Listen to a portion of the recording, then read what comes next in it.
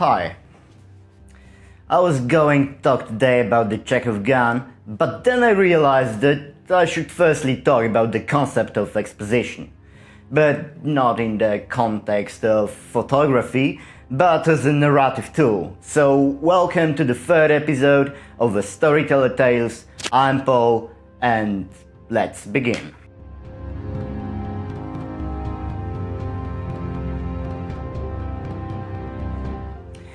So yeah, if you open an encyclopedia, okay, bad joke, so if you Google exposition, you'll be left with something like this. But basically, exposition is everything a character in your story says, just in order to let the audience know more about the world. So basically, exposition is just one of the many narrative tools. A powerful one, often necessary, yet still a tool.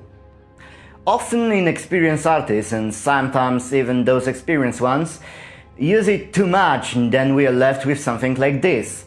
When in Valerian and the City of the Thousand Planets, we see two space adventurers who come to their home and say something like this.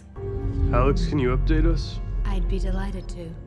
The Alpha station has grown 7% this year. And since it left the terrestrial orbit, it has traveled almost 700 million miles. Population? Almost 30 million. 3,236 species from the four corners of the universe live on board, pooling their knowledge and cultures. Over 5,000 languages spoken, not counting the various computer languages. Demographics? To the south are the...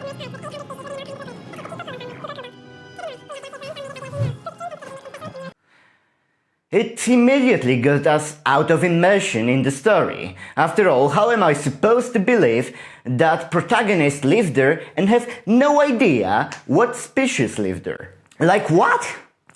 So too much exposition often causes the viewer to feel stupid, especially when you show them something and then explain it literally.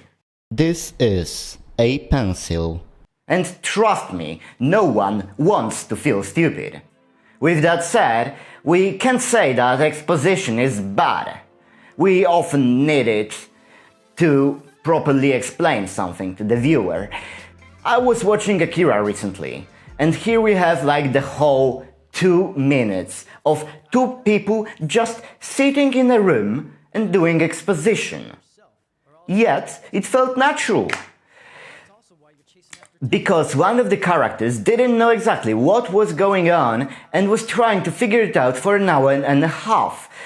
And audience as well. So when he finally got answers, it didn't felt like being lectured by an adult, but rather as a moment of catharsis in which we finally know what is going on and we are ready for the grand finale.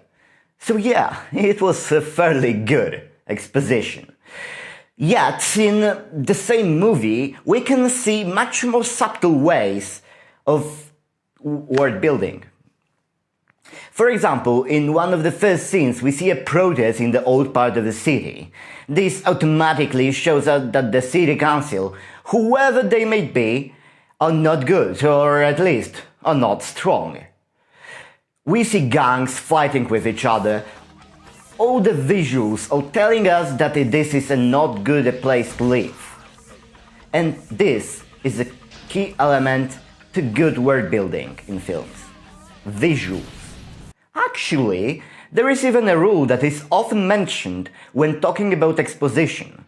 The rule goes: show, don't tell.